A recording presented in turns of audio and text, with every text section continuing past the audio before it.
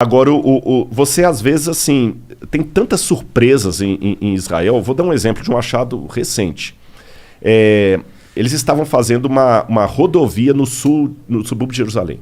Vou contar 2 exemplos rápidos aqui. Vai.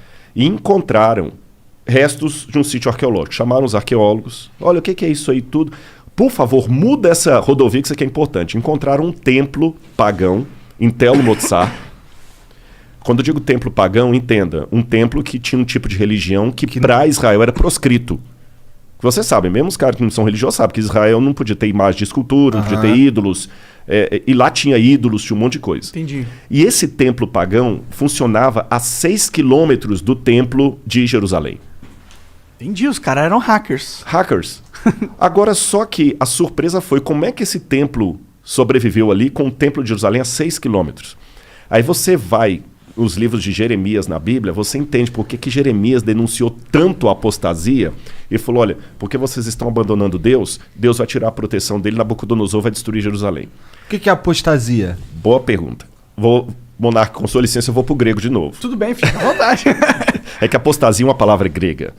Apostasia, apó em grego significa para longe de. Qualquer coisa que está longe, apóstolo, aquele que é enviado para longe. Entendi. Né? Então, apostasia significa ruptura, aquele que vai embora, que abandona e vai para longe.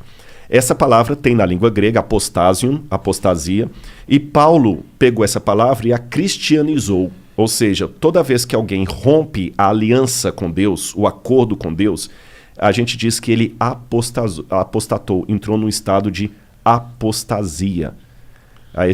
Então, toda vez que Israel desviava do caminho, a gente falava que foi uma apostasia. Em hebraico dizia que ele quebrou a brit, a aliança. Né? Então, isso é chamado de apostasia. Por que ele achava que os caras estavam quebrando a aliança com Deus? O que eles estavam fazendo de errado? Porque Deus falava assim, eu sou o único Deus de vocês. Não tem outros deuses diante de mim. Porque eu sei que é meio petulante falando isso, principalmente numa cultura de tanto pluralismo religioso e ouvir o outro. Mas é porque Deus na Bíblia, o Deus da Bíblia, pelo menos aquele que apresenta, é um sujeito muito assim, olha, por mais que a 25 de março tenha liberdade para vender todas as bolsas, o dono da Gucci não vai falar que a falsa feita lá é igual à legítima. Sim, sim. Então Deus falou assim, eu sou o único Deus que há.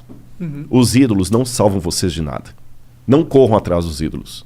E o povo fazia o ídolozinho. Ele falou, tá bom, então se lasquem. Já que Baal é Deus, então vamos procurar ajuda a Baal. Então Deus tirava a proteção dele e o povo se lascava. Aí veio Nabucodonosor e destruiu a cidade de Jerusalém. Agora, esse negócio que Deus tirava a proteção dele e o povo se lascava, eu tenho que explicar. Não é que Deus é uma criança com uma lupa na mão, queimando formiguinha, que ele gosta de ver o sofrimento dela. É uma questão de consequência. Você sabe, assim, eu sei que isso aqui é um pouco clichê que eu vou falar, mas você sabe que o mal como entidade não existe. O diabo. Daqui a pouco eu posso até entrar no lance do diabo, mas vou falar do mal como o mal mesmo. Tá, um avatar do mal não existe. O Deus do mal. É o Deus do mal. Não, eu acredito assim. Quando a gente vai na Bíblia, aí eu vou ter que dar um pouquinho para trás para entrar nisso aí. Existe um anjo que rebelou contra Deus. Ele é vulgarmente chamado de Lúcifer. Esse nome não está na Bíblia. Não? Não. Lúcifer não está. Sério? Isso foi um erro de tradução do Jerônimo. Qual que era o nome? Não foi nem erro de tradução. Na verdade, ele tem vários apelidos na Bíblia. Diabo, Diabalus, aquele que foi lançado através do diabo, tá. Da hora. Satã, que em hebraico significa advogado de acusação. Só que não é verdade. Por que diabo de acusação? Porque na Bíblia, ele começou o mal. Mas deixa eu abrir um parênteses aqui para fazer uma pergunta que muita gente faz. Tá, você é crente, né? Beleza. Deus criou tudo? Criou. Tudo que existe. A Bíblia fala isso. Ele criou todas as coisas. O Logos. Nada do que foi feito se fez sem ele. Beleza. Se Deus criou todas as coisas, tudo que existe foi Deus que criou. Bom, vamos ver. Depende. Não, se existe, tá. O raciocínio. O mal existe? Existe. Então Deus criou o mal. Deus é o responsável pelo mal. Mas por isso que eu falei no início, o mal não existe. Em que sentido? O que eu vou falar é um pouco clichê, mas você sabe que no mundo da física, o frio não existe. É verdade. Existe a ausência de calor. O escuro existe não um existe. limite pro frio. Exatamente. Existe a ausência de luz. É. Então, o mal também, nesse sentido, é como o frio, é como a escuridão. Ele não existe por si mesmo. O que existe é a ausência de Deus que causa a sensação do mal. E Deus, ele é um cavalheiro. Eu sei que nem todos os teólogos concordam comigo. Tem uma teologia de Calvino, por exemplo, que acha que Deus escolheu. Se Deus escolheu você para ser salvo e ele para se ferrar, não tem o que fazer. Calvino pensava, grosso modo assim, sem querer ser panfletário, que Calvino era um brilhante teólogo, mas nem por isso eu vou concordar com tudo. Eu não penso como Calvino. Eu penso que Deus deu a liberdade. Você está entendendo? Mas mesmo assim, deixa eu raciocinar como se fosse um cara que não aceita a Bíblia. Pô, mas que sacanagem. Então tá bom, Deus deu alternativa. Mas ele fala assim, tá bom, ó, Igor, você vai me aceitar e eu vou te trazer pro céu. Se você não me aceitar, vai se lascar no inferno que eu vou te... Peraí. Então que Deus é esse? Parece aquele namorado possessivo. Sim. Ou namora comigo, ou então vou te matar. Não é assim. É porque, segundo a Bíblia, como Deus é o criador de tudo que existe, e nele há luz e treva alguma, o único que pode conceder a vida é Deus. Então, quando Deus fala desesperadamente, meus filhos, aceitem-me, porque senão vocês vão se lascar, não é como o namorado possessivo que fala com a menina assim, ou namora comigo, senão eu vou pegar um revólver e vou te matar. Não é isso. Seria mais ou menos como se a água pudesse dizer para o peixe, fique em mim, peixe, senão você vai se lascar. Quando a água fala assim, não é porque a água é possessiva. Eu estou usando uma onomatopeia aqui, né? Uhum. Não é porque a água é possessiva, não é porque a água é namorada. É porque não dá para viver fora. É porque não dá para viver fora. Então, quando Deus apela, filhos, vivam em mim, porque senão vocês vão se lascar, é porque Ele nos ama. Eu não estou aqui para pregar, não é púlpito, mas isso faz parte da minha essência. Por isso que, para mim, o menininho me cumprimentando aqui do lado, cara, não é só eu simplesmente falar assim, pô, que legal, eu sou famoso. Não. O assunto que eu falo é arqueologia. É porque se o que eu falo for verdade, eu não posso ficar calado, Igor. Você está entendendo? E aquele lance que eu falei da cruz de Cristo, os romanos crucificaram milhares de pessoas. Mas aquela crucifixão de Jesus de Nazaré foi diferente. Por quê? Vou te falar por quê. Vou contar uma historinha para você. Um rei, vou responder igual Jesus. Jesus contava uma história, quando o pessoal perguntava. Um rei, uma vez, deu uma regra no reino dele. Ninguém pode roubar. Se alguém roubar, eu vou mandar arrancar os 2 olhos. Cara, funcionou, ninguém roubava. Você podia dormir com a porta aberta, o cara das trancas nem vendia tranca. Delegacia só quando era uma briga, assim. Até que um dia chegaram pro rei e falaram assim, majestade, nós pegamos um rapaz roubando aqui, a sua lei fala que tem que ter os 2 olhos arrancados. Ele falou, tudo bem, só que tem um problema, é o seu filho. É o príncipe. E aí? Vocês têm filhos? Tenho. Eu não tenho. O que você faria, monarca? Você é o rei. Se eu sou o rei, eu mando arrancar os olhos. E você, Igor? Bom, se eu sou o rei, se eu sou o Igor, eu ia apoiar. Não, minha filha não, irmão. Todo respeito aí.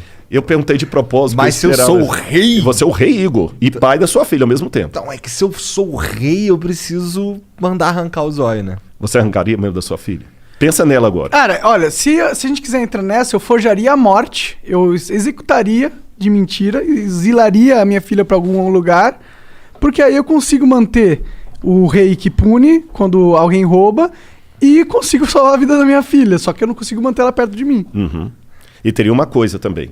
Você nunca ia poder olhar nos olhos da sua filha e falar, você tem um pai honesto. Verdade? Ah, mas por isso eu falaria. É porque o negócio do rei, de você não... É porque é um mau exemplo. Porque aí você abre a permissão, entendeu? E aí você vai ter Se eu sou o rei, manda lá pro STF, lá no Brasil, lá. Nem entra nisso porque eu não quero que o Flow tenha problemas. Nem eu. Bom, mas eu também não seria um rei que ia colocar roubo com perda de olho, né? Ah, funcionou. Ninguém roubava. Ah, mas funcionou porque é uma pena muito punitiva. Mas poderia ser uma pena não tanto punitiva que também funcionaria, talvez, né? Posso dar a solução bíblica para responder a pergunta dele? Por Claro. quê? Esse rei falou o seguinte, palavra de rei não volta atrás. E ele tinha um dilema, porque se ele mandasse arrancar os olhos do filho, o pessoal falou assim, pô, esse cara não tem misericórdia nem do filho, quanto mais da gente. É uma mensagem bem forte. Bem forte. Se ele poupasse o filho, o pessoal também fala assim, pô, se fosse o filho da faxineira, sabe o que ele fez? Ele falou o seguinte, como rei eu não posso voltar a palavra atrás. Mas como pai que ama, eu não tenho filho, tá, monarca?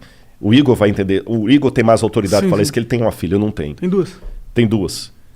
Como pai, eu também não posso negar a salvação para o meu filho que errou, mas está arrependido. São 2 olhos que a lei quer, são 2 olhos que a lei terá. Pode arrancar os meus olhos e deixa o meu filho. Quando o mal surgiu no universo, o mal existia... Tem um lance em filosofia que eu não quero... Vou tentar mastigar para ficar mais fácil. Vocês ouviram o Pondé aqui, com muito mais propriedade do que eu, que chama-se metafísica. Foi a matéria mais difícil que eu estudei em filosofia. Metafísica é a doutrina do ser. Tudo que existe, existe primeiro em potência, depois em ato. Eu não tenho filho, nem o monarca. Nossos filhos existem em potência. As suas filhas existem em ato. É potência mesmo, não é monarca? Não tem ninguém... É potência. É potência mesmo, pode ficar tranquilo. Não tem nenhuma certidão para ser reclamado, Não. nenhum DNA, não, brincadeira. Então, os nossos filhos aqui existem em potência, porque eu posso ser pai, ele também pode. As suas não existem em potência, elas existem em ato, que elas já existem. A minha filha não tem como ser estuprada, como ganhar um prêmio, como passar no vestibular, como pagar um seguro de saúde para ela. As suas têm, para ganhar tanto coisas boas quanto ruins. O mal, como potência, passou a existir no universo a partir do momento em que Deus não obrigou nenhum filho a ser fiel a ele. Eu criei vocês e vocês estão livres. Só que sigam as minhas leis para que tudo dê certo. E aí, com a ruptura que houve no universo cósmica, a lei de Deus foi quebrada.